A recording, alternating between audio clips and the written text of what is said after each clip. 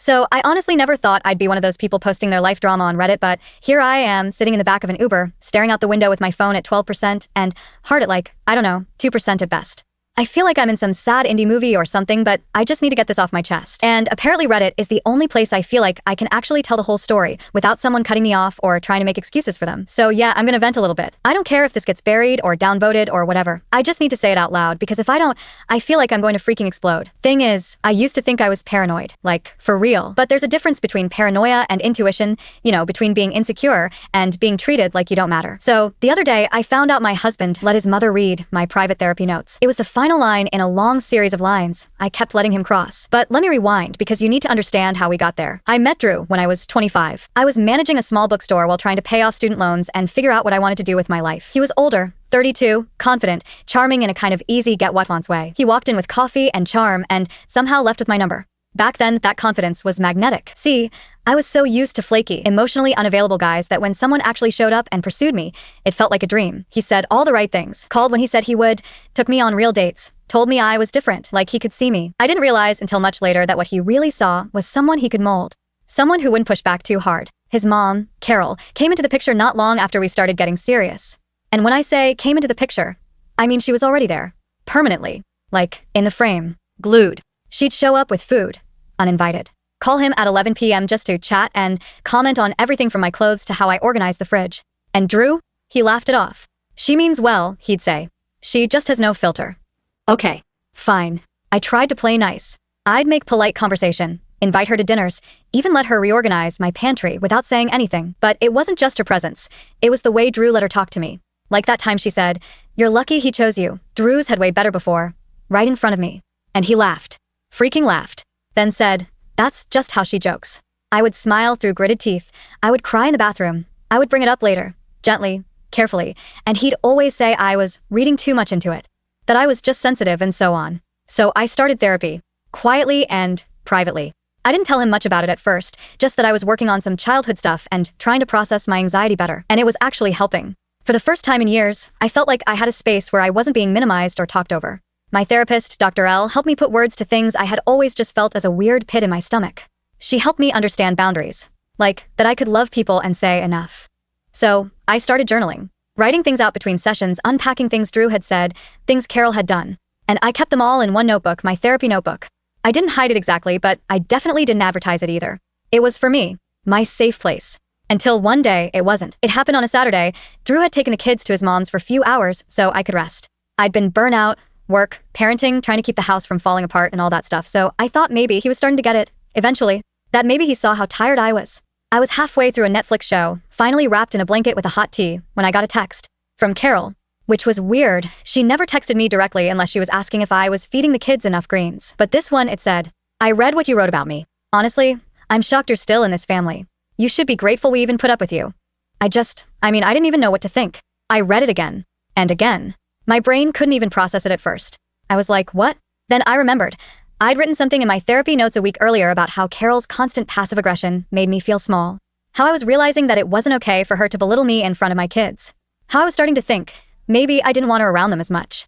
That notebook had been in our room, in the drawer next to my side of the bed. I called Drew. I didn't even wait until he got home. He picked up casually like nothing was wrong, and I said, "Why the hell does your mom know what's in my therapy notes?" And I swear to God, he chuckled. "Babe, it's not that deep." I felt like my heart stopped. "You let her read it?" She was curious. I didn't think it'd be a big deal. I don't even remember what I said next. I think I just hung up because I just couldn't believe the man I had trusted with my life, the father of my children, had just invited his mother into the most sacred, private part of my healing. And all he could say was, "It's no big deal." But for me, it was a big freaking deal. I just stood there with my phone in one hand, that stupid tea still steaming in the other, and my chest felt like someone had sat on it. Because how do you process something like that? Like, not only did your husband let someone invade your most private thoughts, he defended it. He sided with her.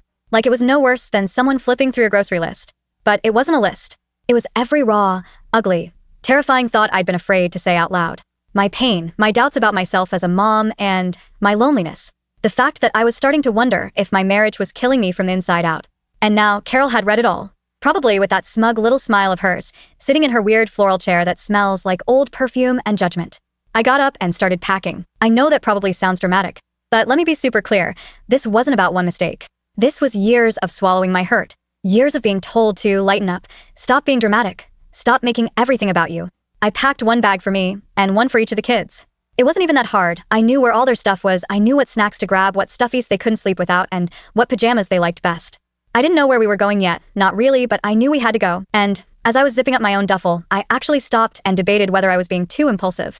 Whether I should wait until he got home and talk it out. That's how deep the conditioning goes. You can be so disrespected, so violated, and still have this voice in your head whispering, "Are you sure it's that bad? Maybe you're being too emotional." But then I remembered what Carol said in that text. "You should be grateful we even put up with you." Grateful? Grateful that the people closest to me used my trauma like gossip? Grateful that my husband handed my emotional diary to his mommy like it was a bedtime story? I mean, sorry, but no. I texted my best friend, Rachel. She's one of those women who never minces words, like the kind of friend who will bring wine and tissues and curse your ex before you even finish the sentence. She texted back in less than a minute. "You're coming here. Don't argue. I'm clearing the guest room now." I swear that one message felt like a life raft. I started crying before I even realized I was crying. Because there it was, validation and safety. Someone who actually gave a crap. I loaded the kids in the car before Drew even pulled into the driveway. I didn't even look at the house. I didn't care about the dishes in the sink or the laundry I'd folded that morning. I didn't care that I'd forgotten my favorite sweatshirt or that I didn't have a toothbrush. All I cared about was getting away before I changed my mind. The next morning, I woke up to 11 missed calls, 10 from Drew and 1 from Carol, which I should have deleted. Shouldn't have even listened. But I did. "You need help. Real help. You're unstable. Drew told me everything. You should be thanking us. We're trying to be patient with you. Not everyone would even keep someone like you around. Think about that." And that's when I blocked them. Not because I hated Drew.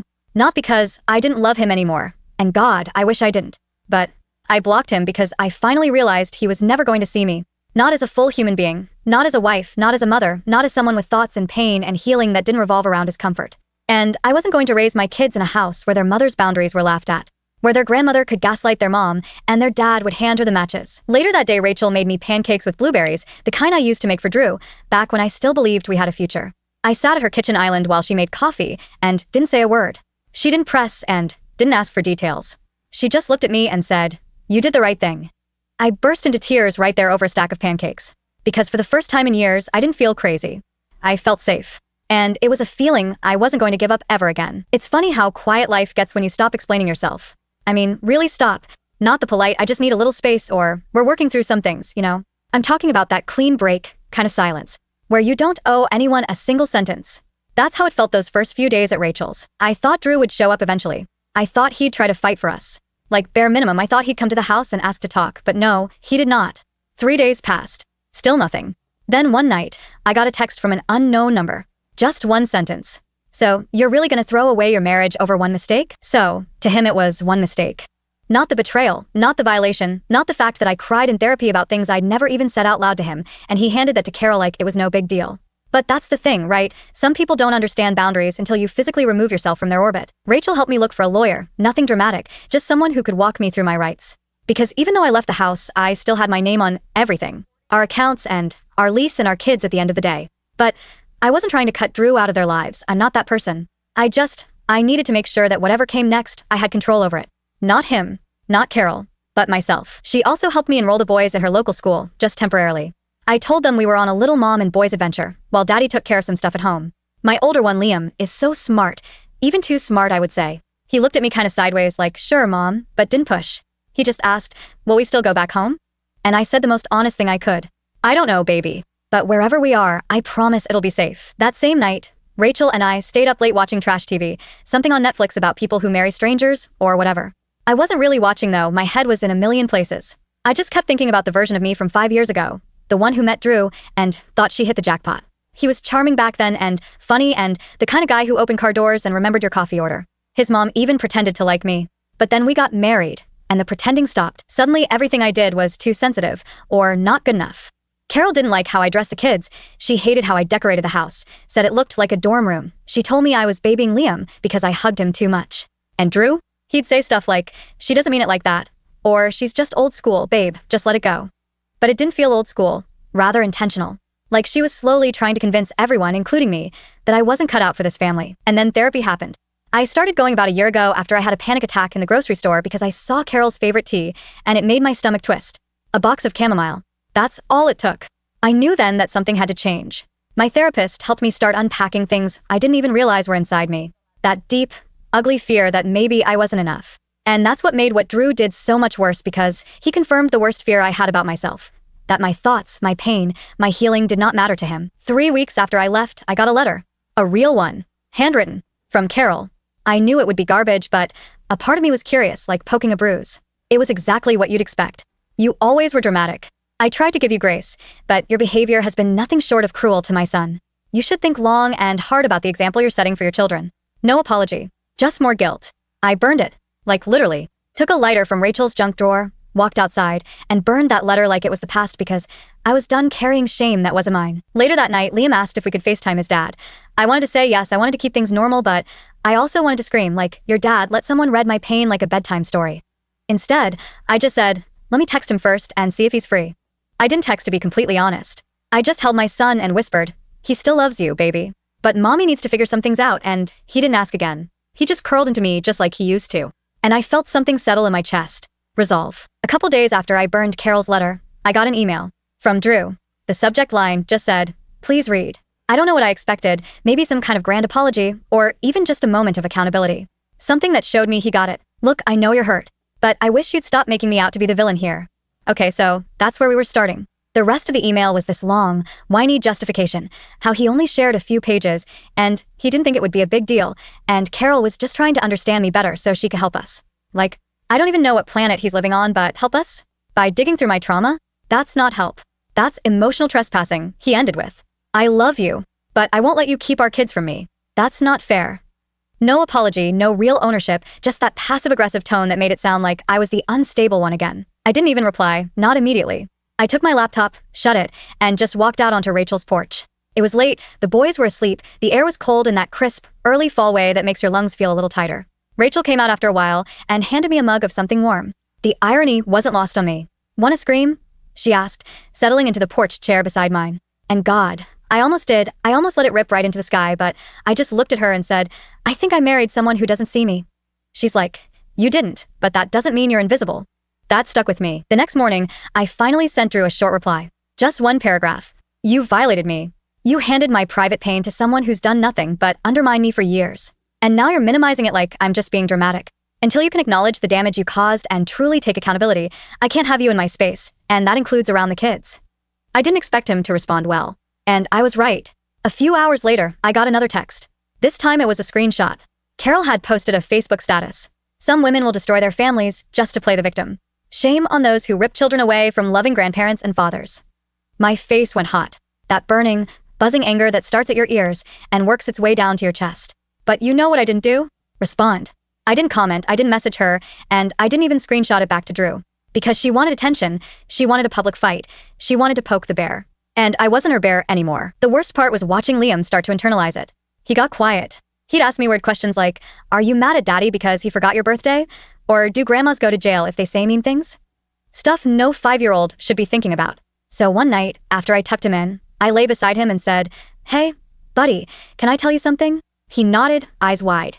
I said, when people we love do things that hurt us, it's okay to take space from them. It doesn't mean we don't care. It just means we're allowed to feel safe. And mommy didn't feel safe for a while. He blinked at me and whispered, did daddy hit you? My heart broke. No, baby, never. He just forgot to protect me. And that made mommy really sad. Liam was quiet a long time, then whispered, I won't forget to protect you. I had to turn my face into the pillow to keep from sobbing. A few weeks later, things came to a head. Drew showed up at the school. I hadn't put any kind of legal paperwork in place yet because we were still figuring things out. So technically, he had as much right to see them as I did. But the way he did it? He cornered Liam during pickup and told him he was going to take him to get ice cream. No message, no coordination, he just showed up, Rachel called me, panicked, the teacher had stepped in, Liam was crying. Drew stormed off before they could call security. And that was it. I was done. I called the lawyer that same day. We filed an emergency custody motion. Nothing final, just something to keep things safe until we could sort it all out. Drew, of course, blew up my phone. A string of texts like, are you insane? This is so unnecessary. You're turning the kids against me. I didn't do anything wrong. But he did do something wrong. He kept doing things wrong again, and then acting like I was crazy for reacting. Rachel helped me draft a statement for court. The invasion of privacy, the emotional manipulation, the stunt at the school. It felt weird putting it all on paper like that. Like I was laying my life bare for a bunch of strangers to judge. But I also felt something else. Clarity. I could finally see the line in the sand, and I knew I was on the right side of it. A court was set for the following week, a temporary custody hearing, just to determine who the kids would stay with until we could sort everything out longer term. I didn't even care about anything else at that point. Not the house, not the car, not the stupid furniture that we both hated but never got rid of. I just wanted my kids safe. The night before the hearing, I couldn't sleep. I kept thinking about how it all started.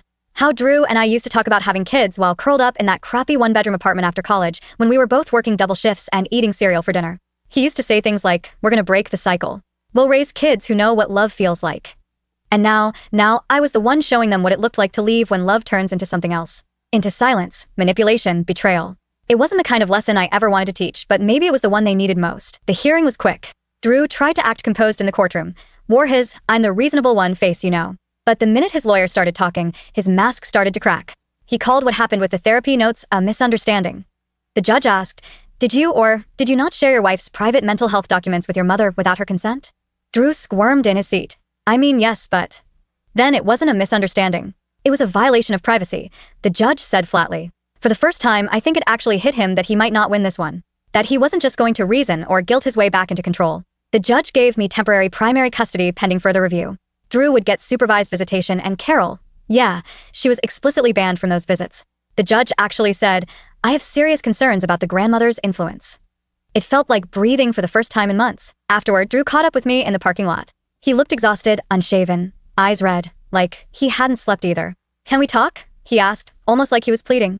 I paused, not because I was considering it, but because part of me still wondered if maybe there was a version of this where we could co-parent without it becoming war, so I said, "Okay, talk."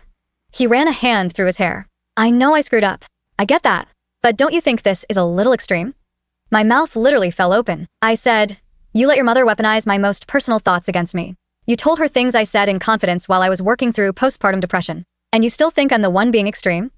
He held up his hands like he was surrendering. Okay. I shouldn't have done that. I messed up. But she's my mom. I just thought." "You keep saying you thought, Drew. You thought it would be fine. You thought I wouldn't care. You thought I'd just roll over again like I always have. But you never once thought about what I needed, about how that might affect me." And I stepped back. "I'm done explaining myself. You don't get access to me anymore, not unless it's through a parenting app or in court." His face went pale. "So that's it." "Yes, Drew. That's it." That night after I got home, I curled up on the couch next to Liam and Charlie. We were watching some dumb animated movie, something with talking animals and way too many fart jokes. But it was warm, safe, and simple. Liam rested his head on my arm and looked up at me and whispered, "You're not sad anymore." I blinked. "What makes you say that?" "Because you smile with your eyes again." I mean, kids, right? They see everything. I kissed the top of his head and said, "I'm getting there." Over the next few weeks, something strange started happening. I started remembering who I was outside of being Drew's wife. I started journaling again. Not for therapy, just for me. I reconnected with some old friends, the kind of people I hadn't seen in years because being around them made Drew insecure or jealous. We went out for brunch one Sunday, and I swear, I laughed harder that morning than I had in years. Rachel watched the boys and sent me a picture of them finger painting and absolutely wrecking the backyard. I didn't even care about the mess. That was joy. That was healing. I even went and bought myself a new planner and started looking for part-time work. Something flexible, maybe remote. Nothing wild, just a little something that reminded me I was capable and independent. Then one morning I got a message from Carol. Blocked number. No name, just, "I hope you're proud of what you've done. You've destroyed a good man. And when your kids grow up, they'll blame you." I didn't even hesitate. I screenshotted it, emailed it to my lawyer, and then deleted it without a second thought. Because she doesn't get to live in my head anymore. She doesn't get to haunt my peace. Not ever again. Also, there were a few missed calls from Drew's sister, Paige, who, by the way, had never once called me before in her entire life, even when we were family. But I didn't respond. I didn't call her back either, even though she later messaged me some long-winded paragraph about how he was trying and he's heartbroken and he's not the monster you're making him out to be. I focused on what I needed instead. I enrolled the boys in a local support group for kids of separated parents, just something casual, a space where they could talk or play or paint it all out. I started doing yoga, nothing fancy, just YouTube videos in the living room after bedtime. It sounds cheesy, but I swear stretching and breathing and moving again, it made me feel like I was living in my body for the first time in years. I started baking again. Actual desserts, not survival casseroles. Liam and Charlie were obsessed with these fudgy brownies we found on Pinterest. We'd make them together on Friday nights, and even though half the batter always ended up on their clothes or in their hair, it felt like we were building something new. Something ours. Then came the court-mandated family counseling sessions for Drew and the boys. He absolutely hated them. You could see it on his face. He thought they were pointless, thought he could just show up, smile, and check the box. But kids are smart. Liam didn't hug him after the first session. Charlie didn't want to sit next to him. He realized he wasn't the center of their universe anymore.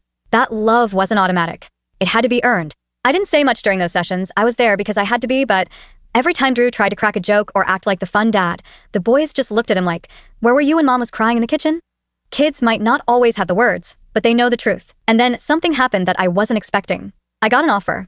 A friend of mine, one of those old college friends I had reconnected with, sent me a message. Her company was looking for a community outreach coordinator, remote, flexible hours, and benefits. She said, "I thought of you immediately." So yeah, I took the job, and when I told Liam and Charlie, they high-fived me like I had just won the freaking Olympics or something. They made me a handmade congrats mom thing, sign out of construction paper, complete with glitter and marker stains all over the table.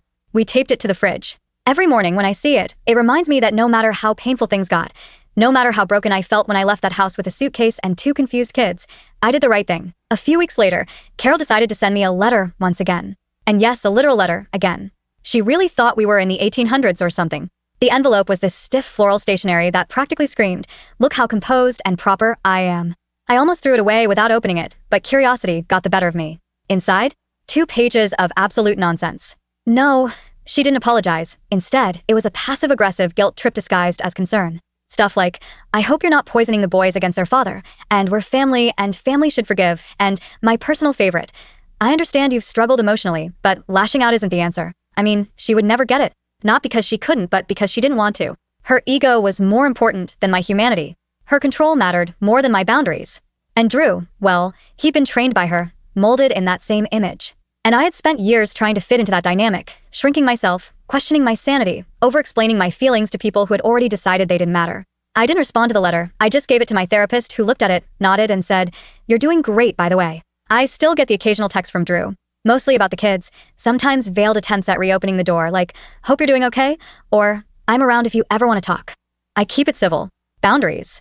No more over-explaining. No more justifying. He doesn't get access to my healing because he didn't protect it when it was raw. A couple months ago, Liam had a parent-teacher event at school. One of those come see your kids art project and eat dry cookies type of nights. He had drawn a picture of our family. It was me, him, and Charlie, all holding hands under a big bright sun. And above it, in crooked little kid handwriting, he wrote, "My mom is the bravest person I know." I smiled, took a picture, and told him I loved it. But that night after they went to bed, I sat on the couch and let it all hit me. Because yeah, I've been through some dark freaking stuff, but I never let it break me. I know Carol probably still tells people I'm unstable, or dramatic, or emotional.